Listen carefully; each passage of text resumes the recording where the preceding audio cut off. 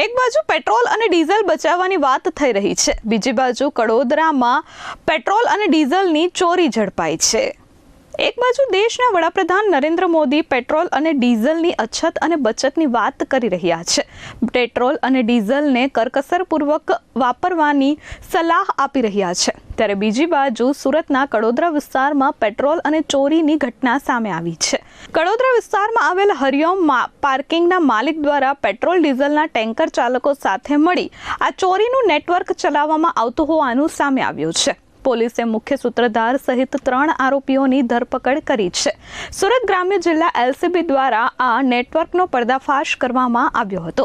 હાલ પોલીસે ત્રણેયની ધરપકડ કરી ચોરેલું પેટ્રોલ અને ડીઝલનો જથ્થો કબજે કર્યો છે।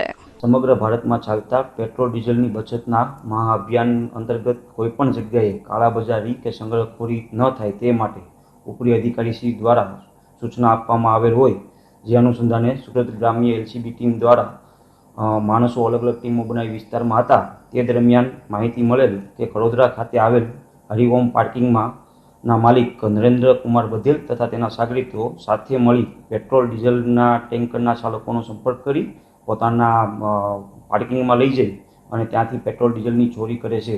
જે માહિતીના આધારે સદર જગ્યાએ રેડ કરતા નરેન્દ્ર બધેલ, મુખ્ય સૂત્રધાર મનોજ સેવક, એમના સાગરીત અને સુજીત કુમાર ટેન્કરના ચાલક નાઓને સ્થળ પરથી પકડી પાડેલ અને તેઓના વિરુદ્ધ કાયદેસર કાર્યવાહી કરવામાં આવેલ છે। હાલની પરિસ્થિતિને ધ્યાનમાં રાખી 28,200 લીટરનું પેટ્રોલ ભરેલું ટેન્કર ઇન્ડિયન ઓઇલ કોર્પોરેશનને પરત સોંપવામાં આવેલ છે।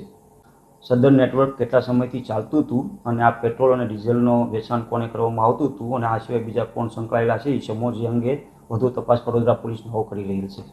Bureau report H24 news, Surat.